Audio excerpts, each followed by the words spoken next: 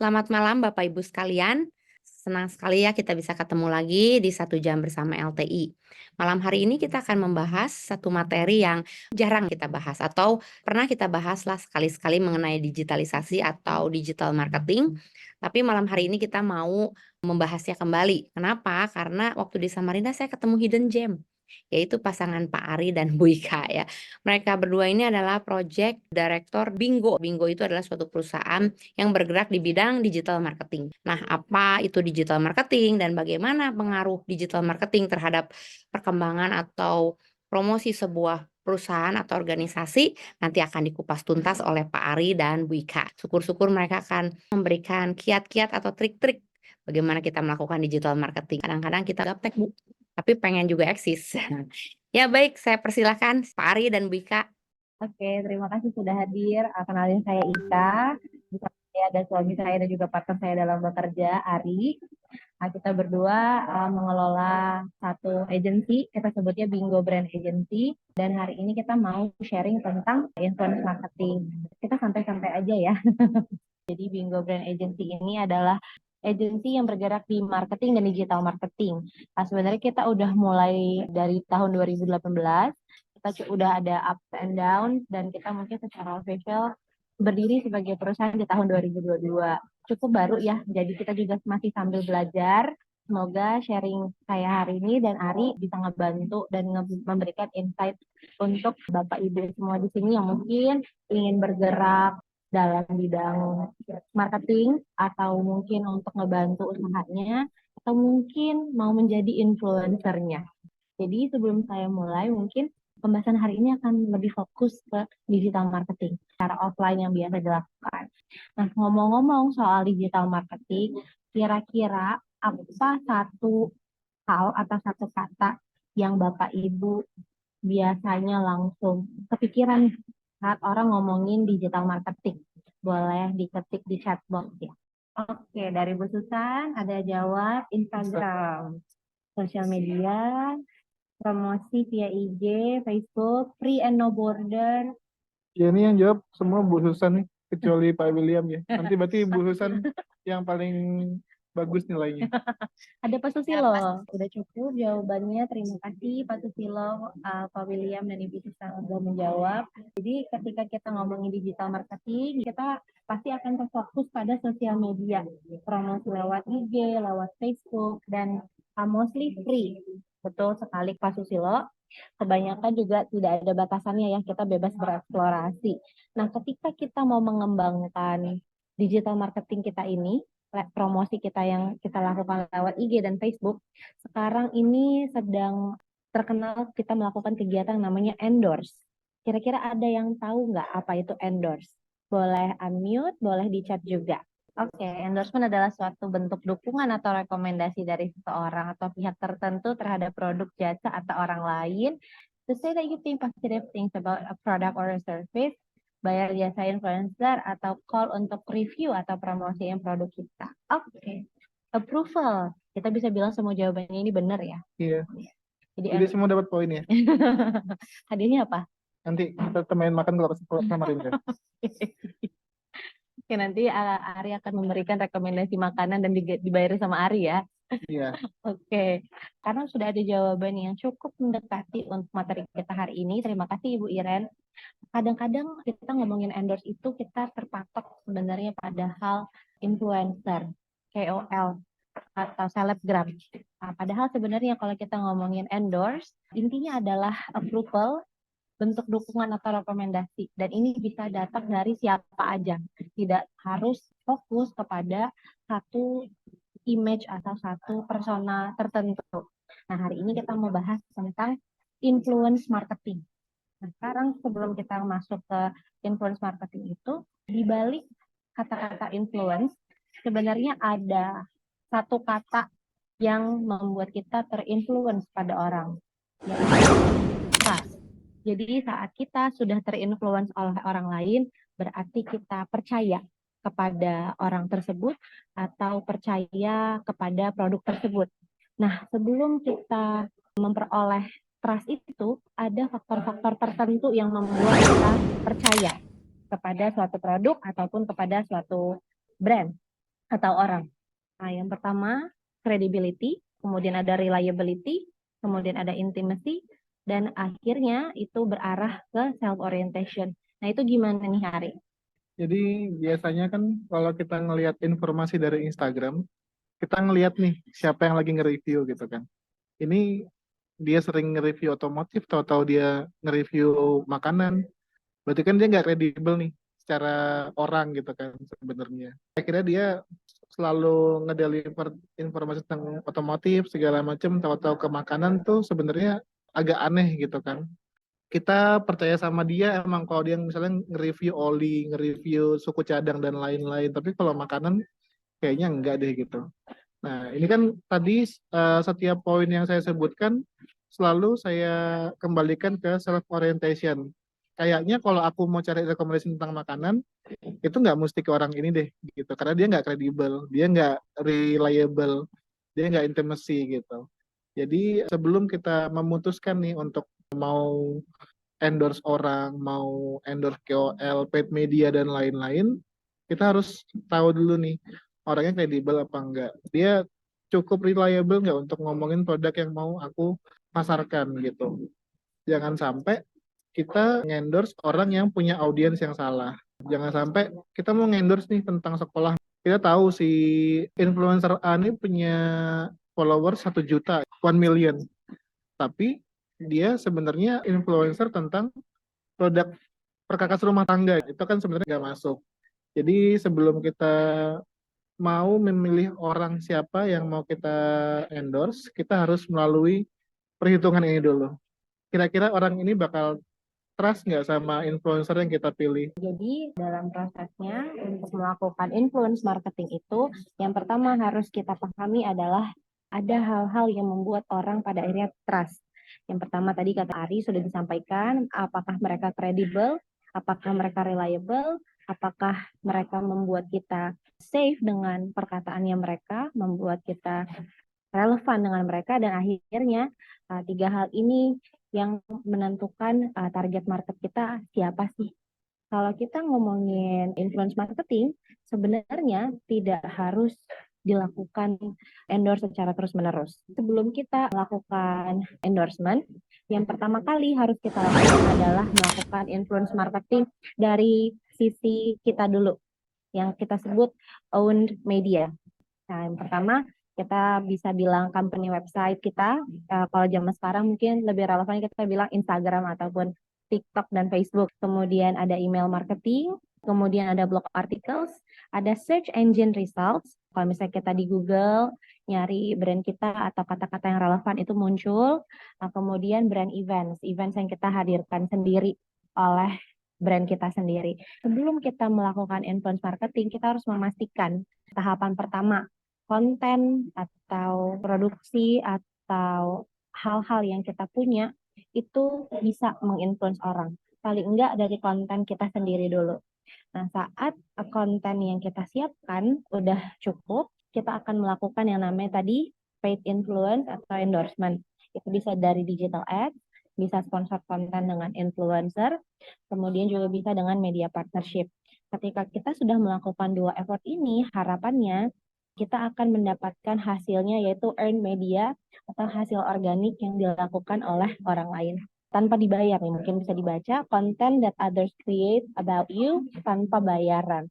Bisa jadi earned media, customer reviews di Instagram, di Google Reviews, like, share, dan comments di akunnya mereka sendiri, di akunnya kita.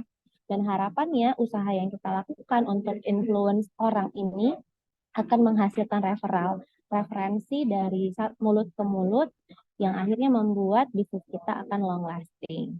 Nanti akan mau memberikan satu contoh. Kalau contoh dari yang pernah kita lakuin, baru-baru ini kita pernah ngelakuin di brandnya Bu Helen, Bu ya. Ini waktu kemarin ada momen Kartini Day. Pertama, lewat on media kita ngebuat postingan tentang Kartini Day, kita ngebuat hype nih tentang berbatik, berkain. Jadi orang-orang yang ke Long April, dia berkain, pakai baju batik, pakai lurik segala macam, itu bisa ngedapetin diskon 10%. Kita kasih nih konten-konten yang inspiratif, ngegugah, dan akhirnya memotivasi orang untuk ngelakuin tren itu. Dari situ kita menghandle anak muda yang berkain. Jadi selama ini orang ngomongin berkain itu gak bangga lewat paid media yang kita buat. Si orang ini masih muda, cantik, dia pakai baju berkain segala macam, beraktivitas di Long April. Nah, dari dua aktivasi ini itu menghasilkan media. Jadi akhirnya banyak nih orang yang datang ke Long April, dia berkain, dia juga ngerekam segala macam outfitnya dia hari ini dan lain-lain. Nah, dari tiga fase ini kita bisa memaksimalkan jumlah reach yang kita dapat di Instagram. Jadi semakin banyak nih lipatan orang yang akhirnya menerima informasi tentang Long April, promonya, dan hype apa yang sekarang lagi ada di Long April. Biasanya hal-hal seperti ini, Bapak Ibu, itu perlu yang namanya A/B testing. Jadi kita harus tahu nih kira-kira siapa market yang mau dituju, nanti akhirnya berimbas ke konten seperti apa yang kita buat, paid media, kira-kira influencer siapa yang mau kita hire segala macam untuk ngedapetin earn media dan end customer and audience yang kita tuju. Cara kita menentukan siapa KOL-nya, bagaimana kontennya dan lain-lain nanti akan kita bahas. Baik lagi ke Ika. Salah satu contoh influence marketing. Nah, sebenarnya untuk influence marketing itu kita bisa bagi lagi menjadi dua. Sekarang yang aktif dilakukan adalah B2C. Boleh ditulis di chat box, B2C itu apa sih? Pak William, udah dikasih tahu sama Ibu Helen ya. Iya. B2C itu adalah business to customer ya. Thank you Bu Vina, Ibu Susan. Jadi kalau kita ngomongin influence marketing sekarang, yang aktif dilakukan adalah B2C, business to customer. Nah, seperti apa sih kita menentukan orang yang tepat untuk melakukan influence marketing yang B2C? Jadi kalau kita untuk menentukan B2C influencer, ada banyak sekali pilihannya. Dari kiri ke kanan, itu pilihan, dan juga kita bisa bilang ini fase. Yang pertama, influencer yang namanya talent. Kadang-kadang saat kita ngomongin influencer, itu nggak mesti selebgram, orang yang punya jumlah followers banyak. Itu nggak mesti selalu seperti itu. Tergantung dengan kebutuhan kita. Saat kita ingin mass reach, boleh dilihat yang paling bawah, cakupan, jangkauan, informasi yang lebih masif. Kita bisa pilih untuk meng-hire talent, bintang, untuk menjadi influencer kita. Orang yang memang memiliki ketenaran, kepopuleran, jumlah followersnya, jumlah fansnya sangat banyak. Tapi saat kita ingin engagement atau mengedukasi tentang bisnis kita, tentang brand kita bisa hire content creator. Biasanya dia fokus ke satu bidang. Content creator otomotif, content creator gadget, content creator beauty misalnya, atau foodies. Itu kita sebut content creator. Kemudian saat kita ingin membangun trust, credibility, dan authority, kita bisa pakai media figure atau profesional. Bisa jurnalis, bisa akademia, atau bisa expert. Jadi kita ngomongin influencer itu nggak mesti selebgram. Kemudian kita punya yang namanya gatekeepers. Dia adalah satu sosok yang punya influence di kalangannya, di komunitasnya.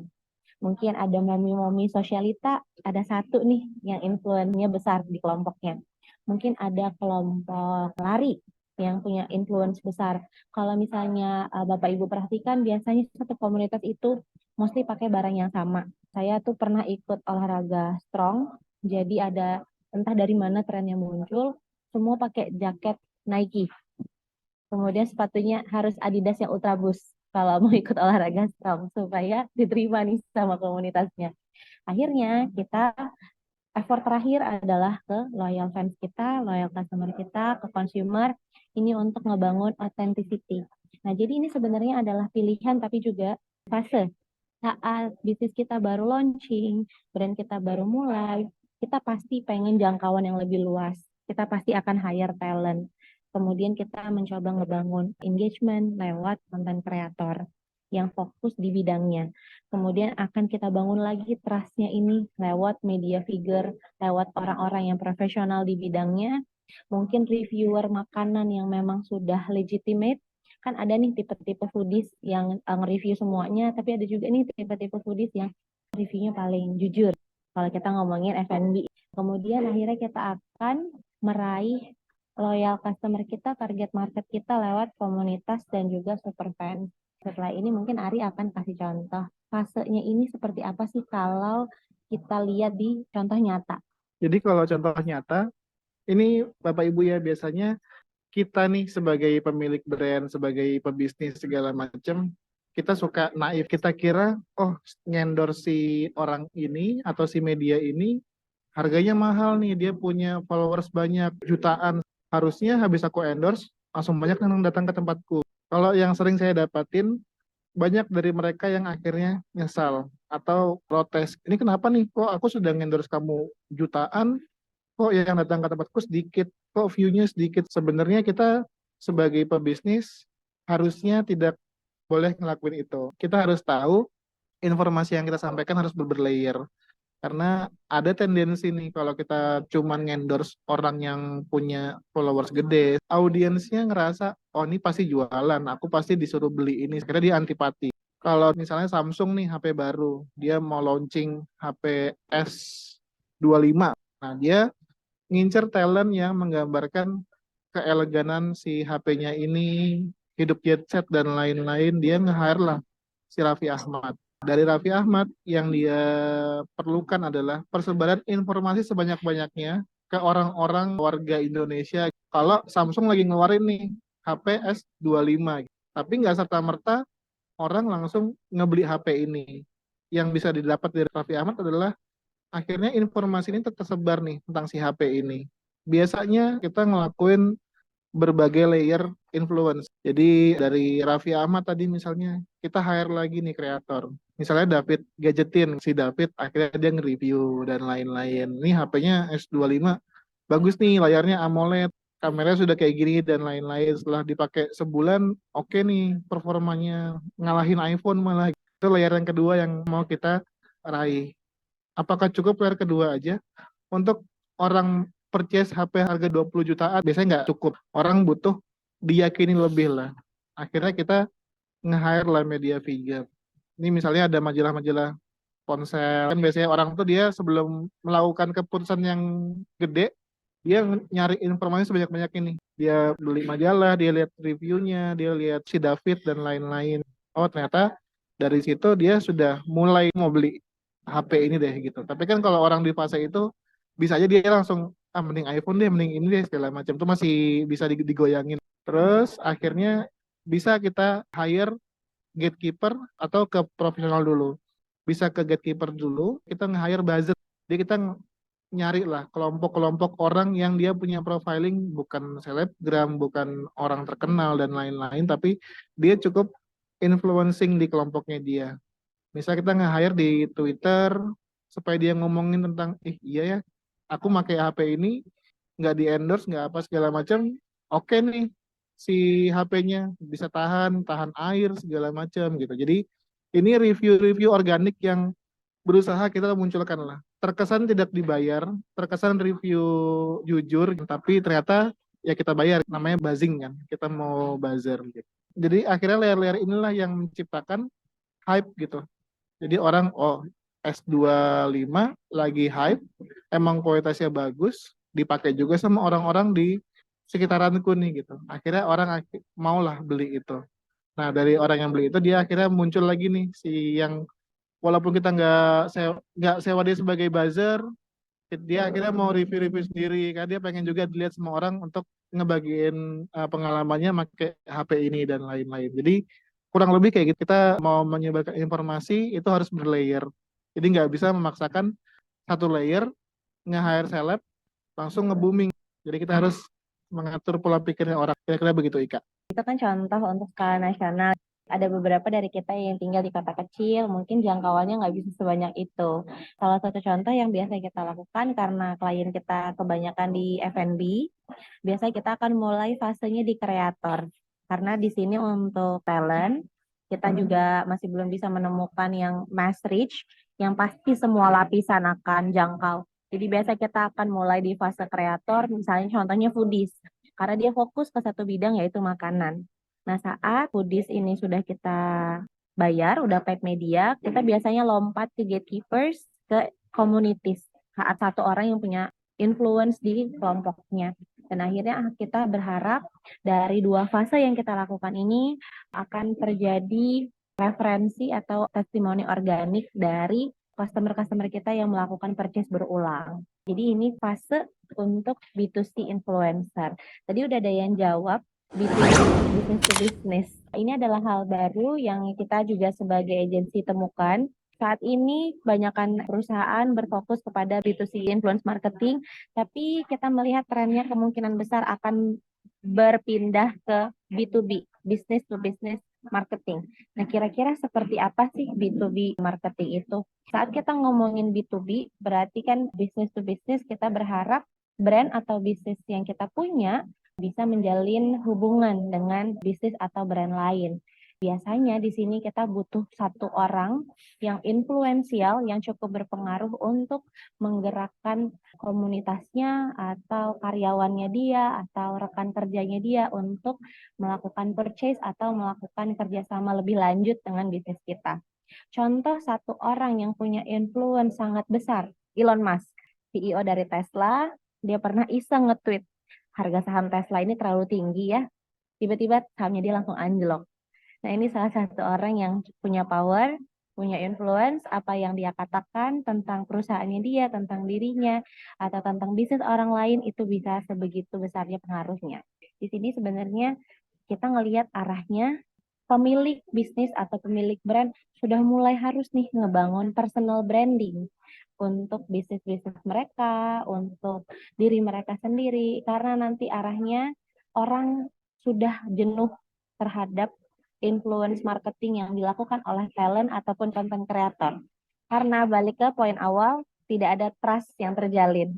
Tapi saat mereka melihat orang lain yang memiliki bisnis atau expert di bidang itu, atau mungkin orang yang mereka kenal, trust itu akan terbangun. Jadi kita melihat arahnya untuk influence marketing bisa jadi akan lebih efektif jika kita melakukan B2B effort. Ini ada satu quotes dari Ogilvy Asia, salah satu advertising terbesar di dunia. Dia bilang, sekarang itu business reputation dibentuk oleh real people, orang yang nyata, yang membuat real impact. Kalau kita tidak melakukan itu, orang lain akan mulai duluan. Kenapa seperti itu? Karena balik lagi tadi yang sudah seperti saya bilang, dunia digital ini sangat banyak. Bahkan ketika saya buka Instagram, ada banyak akun-akun centang biru yang saya nggak tahu nih sebelumnya siapa. Oh, ternyata influence di kalangan Gen Z. Oh, ternyata ini influence di kota ini. Itu muncul tuh di page saya yang saya nggak kenal. Akhirnya kecenderungan kita untuk mencari reputasi brand lewat FYP bisa jadi akan berkurang. Kita akan melakukan effort-effort tertentu, effort-effort yang lebih spesifik ketika kita memutuskan untuk melakukan purchase. Sekarang apa sih business influencers itu? Kalau misalnya B2C influencer itu yang tadi ada talent, ada kreator, ada jurnalis, ada expert, ada gatekeepers dan communities, ada beberapa spektrum yang masih kita bisa pakai untuk B2B influencer di gatekeepers dan consumer. Nah, tapi biasanya ada secara keseluruhan cukup berbeda ya. Kalau misalnya kita pakai talent untuk mass reach, kita sekarang kalau di B2B pakai business leaders-nya. Kemudian kita bisa pakai thought leaders, kita bisa pakai pembuat keputusan, policy makers, kita bisa pakai expert, kita again bisa pakai gatekeepers, atau kita bisa pakai employees-nya mereka untuk menyebarkan informasi tersebut. Dan akhirnya kita berharap effort yang kita lakukan ini bisa sampai ke consumers dan ke media secara organik. Atau bisa juga berbayar ya tetap ya. Tergantung dengan kebutuhan. Kita breakdown, saat kita ingin menyampaikan value brand atau bisnis kita, untuk education kita bisa pakai business leaders, kita bisa pakai thought leaders. Ketika effort bisnis kita ternyata adalah CSR untuk menggambarkan bisnis kita ramah lingkungan, kita bisa pakai thought leaders, kita bisa pakai policy makers. Ini bisa Bapak Ibu baca. Saat kita ingin menyampaikan business value kita bisa pakai policy makers, kita bisa pakai expert. Kemudian saat kita ngomongin price and affordability, jangkauan harga yang oke ataupun mungkin premium, kita bisa pakai si gatekeepers dan employees ini. Nah, jadi B2B influence marketing ini akan menjadi cara baru yang bisa kita gunakan untuk mencapai target market yang lebih spesifik. Kalau misalnya kita ngomongin B2C tadi talent itu kan orang yang punya kepopuleran, ketenaran, tapi bisa jadi market followersnya dia itu sangat-sangat random. Tapi ketika kita spesifik nih, contohnya misalnya saya punya brand sehat, saya nanti mungkin akan langsung targetin pemilik-pemilik gym, business leaders-nya. Kemudian prosesnya akan sampai ke mengarahkan ke gatekeepers dan employees. Jadi di sini juga udah kita jelasin mana sih yang organic influence, mana sih yang bisa paid media. Kira-kira untuk PR and editorial kita pakai siapa? Untuk di social media kita pakai siapa? Untuk press kita pakai siapa? Untuk experience mungkin kita bisa pakai media dan consumers. Jadi ini kita melakukan B2C dan juga B2B marketing. Salah satu contoh adalah Crystal Lim Lange. Dia ini memiliki leadership consulting firm, konsultan untuk kepemimpinan. Jadi dia ngebangun personal branding sendiri. Dia aktif di LinkedIn, dia aktif di Twitter, dia aktif di TikTok. Bahkan dia juga sangat terbuka untuk hadir dalam event, menjadi speaker, dan juga dia melakukan paid media lewat bisnis PR dan editorial. Dia terus-terusan membicarakan hal yang dia ahli di bidangnya dia, dan akhirnya itu berimpact kepada bisnisnya dia sebagai owner dari leadership consulting firm tadi. Akhirnya brandnya dia, bisnisnya dia dipercaya oleh orang lain lewat personal brandingnya dia. Nah, ini contoh melakukan personal branding. Ada juga B2B influence marketing yang menggunakan persona orang tersebut. Nah, ini saya mau kasih lihat video. BMW melakukan influence marketing menggunakan CEO-nya Mercedes. Jadi BMW nge-hire CEO-nya Mercedes yang sudah pensiun. Dia perlihatkan last day-nya dia di perusahaan Mercedes. Berakhir di scene dia ngebuka garasinya dia dan ternyata dia koleksi mobil BMW dan ditutup dengan tulisan Free at Last. Nah itu BMW mencoba membangun trust, membangun kredibilitas bahwa CEO Mercedes aja pakai BMW. Kurang bagus apa nih mobil aku, katanya si BMW. Nah ini dia lakukan lewat CEO Mercedes yang kebetulan memang sudah pensiun. Jadi tidak ada hal-hal negatif yang terjadi pada CEO-nya Mercedes ini ya. Nah, jadi kalau misalnya kita ngomongin perusahaan-perusahaan luar yang ada di luar negeri sana, udah biasa mereka melakukan kompetisi secara terbuka dan terang-terangan ya. Jadi memang lebih seru kalau kita ngomongin marketing di luar sana. Nah ini salah satu contohnya, jadi ada yang personal branding, ngebangun image untuk dirinya sendiri, untuk perusahaannya sendiri, tapi ada juga yang menggunakan hal-hal yang seperti ini. Pak Susilo, kalau kita ngomongin marketingnya perusahaan yang multinasional, kebanyakan mereka sering banget ya kalau misalnya di kita cukup melanggar etika ya, saling sindir menyindir. Contohnya kayak Burger King dan McD, itu sering banget mereka perang konten. Iya, jadi kalau Burger King sama McD dia pernah Christmas si Burger King pakai helikopter gitu segala macam. Dia ngehadiahin McD pakai grill asli untuk burger. Jadi ditaruh di depan store-nya, terus mereka mulai nyanyi Jingle Bell segala macam. Pakai maskot Kingsnya itu. Jadi kalau di sana memang setiap brand kan punya karakter. Jadi yang diserang tuh karakternya, bukan brandnya kalau di sana. Oke, jadi itu salah satu contoh perusahaan yang menggunakan personal branding dari perusahaan lain untuk membangun kredibilitas dan juga trust. Nah, kalau kita ngomongin fasenya, bagaimana kita bisa ngebuat influence marketing yang baik, sebenarnya prosesnya cukup panjang ya. Yang pertama kita bisa mulai dari memahami audiens kita. Kira-kira ketika kita ngebangun bisnis atau brand ini, siapa sih audiens kita? Strategi dan kreatif seperti apa yang harus kita pakai. Kemudian akhirnya kita bisa mencoba mengidentifikasi influencer yang sesuai dengan brand atau bisnis kita itu siapa. Kemudian kita mulai menjangkau si influencer itu, kenalan, negotiation, kemudian akhirnya kita mengeluarkan kontraknya. Ketika sudah deal, kita akhirnya ngebuat briefnya, kita pengen brand kita ini atau bisnis kita ini digambarkan seperti apa oleh influencernya, kemudian ngebuat kontennya, memproduksikan, dan kemudian terjadilah paid media amplification. Harapannya dari situ kita bisa mendapatkan earned and paid konten kita menjadi optimal. Nah, nggak stop sampai di situ, kita perlu mengukur kira-kira strategi influence marketing kita kemarin itu sudah efektif atau belum.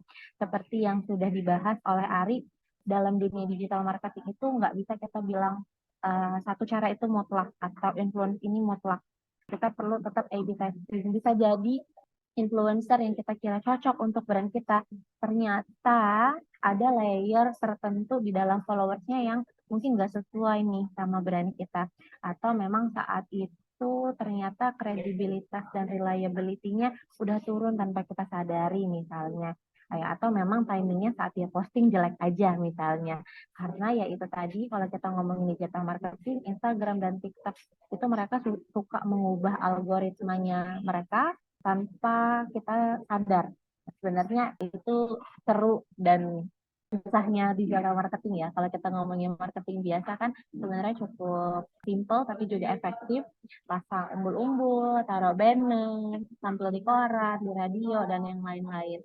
Tapi hal-hal seperti itu tidak bisa menggambarkan bisnis atau brand kita. Untuk penggambaran value, penggambaran nilai-nilai yang kita percayai oleh brand dan bisnis kita, itu memang lebih efektif untuk digambarkan lewat sosial media, lewat website, atau penggambaran orang lain. Misalnya kita mau melakukan influence marketing yang tadi sudah saya jelaskan, kita pahami dulu target audience kita siapa, kemudian siapa sih orang-orang yang bisa menginfluence barang-barang di brand atau jasa di brand atau bisnis kita, dan platform apa yang dikonsumsi oleh target audience kita. Bisa jadi target audience kita sebenarnya memang nggak pakai Instagram. Mungkin bisa diberikan contoh oleh Ari. Kadang kan kita taunya sekarang yang pengguna Instagram tuh banyak, terus semua informasi rata-rata orang nih bakal dapat di Instagram. Tapi ada beberapa audiens ternyata kalau kita ngelihat dia ini sebenarnya nggak mengkonsumsi Instagram, dia nggak punya Instagram, dia nggak tahu cara main Instagram gimana. Biasanya kita nemukan di satu brand yang target marketnya orang-orang tua di umur 35 tahun ke atas lah. Gitu. Itu biasanya mereka nggak akan kemakan sama apapun yang kita sampaikan di Instagram. Nah, biasanya orang di usia segitu dia mainnya Facebook, yang dia konsumsi Facebook gitu.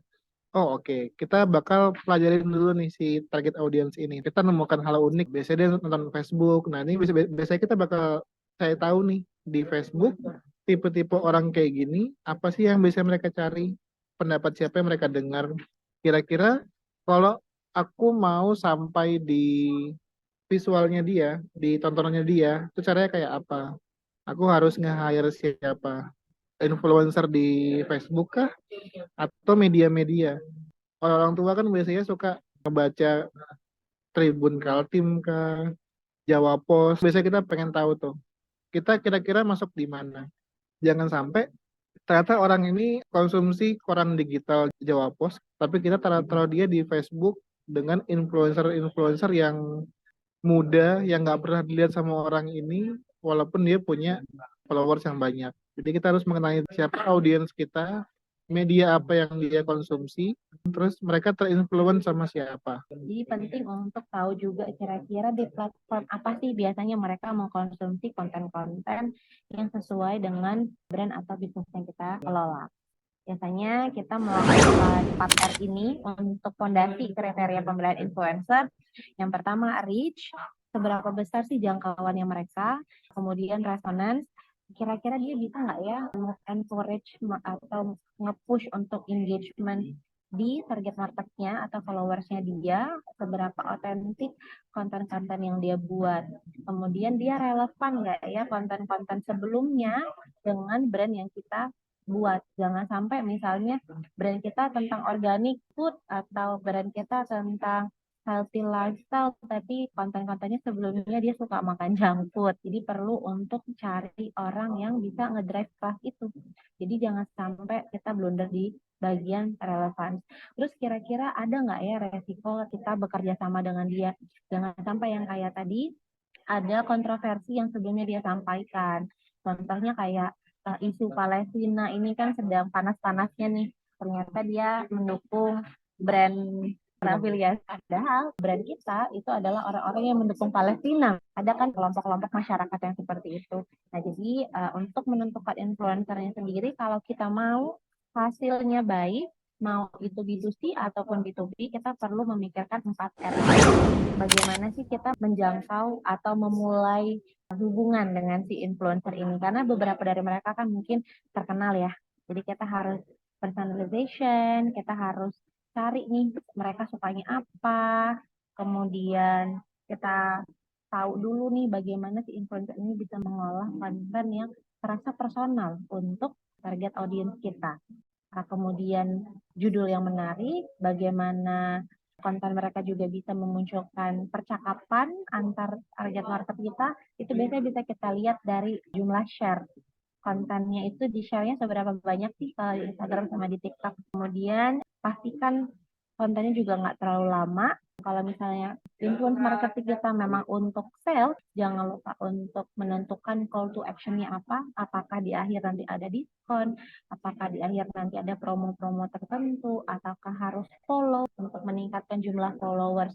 Jangan salah, jumlah followers itu juga penting karena kita pengen mengumpulkan orang-orang yang tertarik dengan brand kita sehingga kita bisa menyampaikan value-value kita ini kepada followers kita dulu.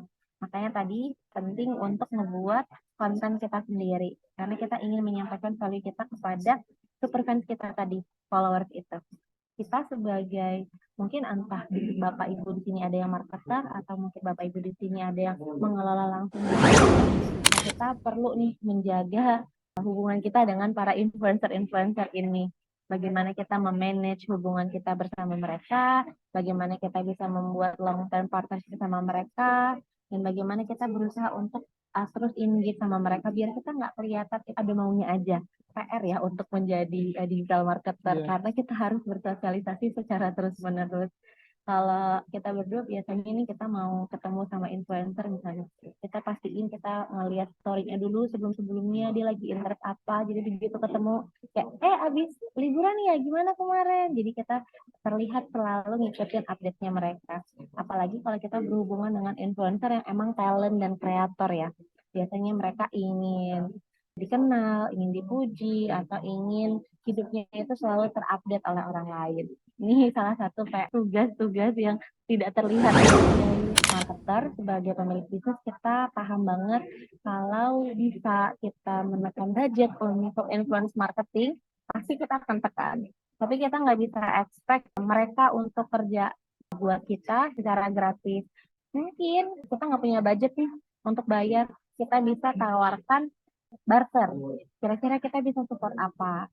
Jadi kalau kita selalu mencoba meyakinkan tim kita ataupun orang lain yang seeking for advice, biasanya kita nggak akan terima offer pertama.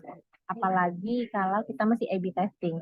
Kecuali kita memang udah tahu ya, influencer ini efeknya seberapa besar, dan selalu konsisten misalnya, itu bolehlah kita terima offer-offer yang ditawarkan. Tapi kalau misalnya kita masih dalam tahap A/B testing, kita sangat sarankan jangan pernah terima offer pertama yang diberikan oleh si influencer ini.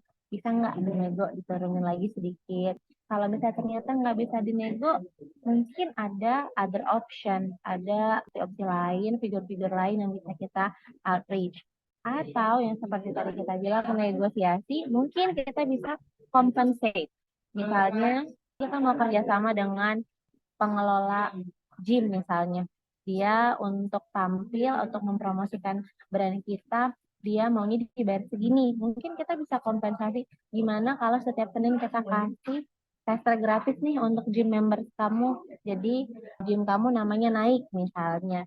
Jadi harus selalu coba bagaimana supaya stay on budget dan juga tidak merugikan perusahaan sendiri ataupun perusahaan lain kalau kita digital marketernya. Biasanya sebelum melakukan influence marketing, mau itu B2C dan B2B, ada brief ya. Biasanya apa sih yang kita masukkan ke dalam brief? Pertama, campaign overview, apa sih pesan atau value yang mau kita sampaikan, kira-kira produk kita ini punya klaim apa aja, content requirements-nya apa aja yang harus dia masukin, dan kemudian jangan lupa do's and don'ts-nya. Misalnya, jangan terlalu banyak menampilkan muka karena followers kita nggak terlalu suka nih sama konten-konten yang terlalu terfokus pada diri sendiri. Atau mungkin kontennya jangan video, foto aja misalnya, banyakin tulisan karena followers kita gemar membaca misalnya. Jadi Jadi untuk melakukan influence marketing itu cukup kompleks. Kelihatannya simple, tapi sebenarnya untuk menuju ke arah sana ada tahap-tahap yang kita harus lakukan kalau kita mau effort kita itu Terima kasih Bu Ika. Luar biasa ya, ini cukup padat. Wah, ini harus didengarkan dengan serius ini. Nggak bisa seliwat-seliwat ya, karena semuanya kalau bahasa public speaker, ini daging semua gitu ya. Kalau tidak ada yang mau bertanya atau tidak ada yang mau memberi komen, nggak apa-apa ya. Karena saya percaya bahwa malam hari ini kita banyak banget dapat materi ya yang luar biasa dan kayaknya nggak bisa sekali ya, harus diulang sekali lagi. Karena digital marketing itu setahu saya sangat luas ya. Mungkin yang tadi Bu Ika sama Pak Ari sampaikan itu baru kulitnya aja ya. Oh, Pak Susilo bilang gaptek, tenang Pak. Nggak apa-apa kita gaptek Pak, kita tinggal telepon. Bu Ika, tolong saya, produk saya digital marketing kan. Nice. Kalau begitu mungkin ada closing statement dari Bu Ika dan Pak Ari sebelum kita tutup, silakan. Ya, intinya kalau kita berbisnis ya Bapak Ibu, kita harus ingat yang kita hadapin ini manusia gitu. Manusia dengan segala macam, dia punya impresi, dia punya harapan. Hal ini yang kita harus perhatikan. Jangan sampai kita melakukan effort yang cuma kita pikir bagus, tapi ternyata di target konsumen kita, mereka nggak ngerasa ini berguna untuk hidupnya mereka. Dari Ika mungkin? udah cukup. Oke ya, terima kasih. Jadi materi-materi dalam digital marketing kita harus berguna buat manusia ya. Pasti mereka harus merasakan impact-nya dan mereka harus jadi mau membeli produk yang kita tawarkan. Itu Ya, betul tujuan Bu yang Iren. paling akhir. Ini ada komen nih dari Bu Iren. Terima kasih banyak, justru ini banyak belajar. Makasih Bu Ika, Pak Ari. Emang challenging banget bergerak di digital marketing. Harus tiap hari update dan belajar terus. Terima kasih Pak Susilo. Pak Hendra juga bilang materi yang luar biasa. Oke, baik. Terima kasih banyak nih Bu Ika, Pak Ari, luar biasa. Makanya saya bilang kemarin saya berkelana tuh ke Ongkopiti Alaya itu menemukan hidden gem dan saya closing mengajak Bu Ika dan Pak Ari untuk jadi speaker malam hari ini. Materinya luar biasa ya, komplit. Mungkin nanti akan ada sesi lanjutan ya, Bu Ika, Pak Ari, jangan kapok, oke?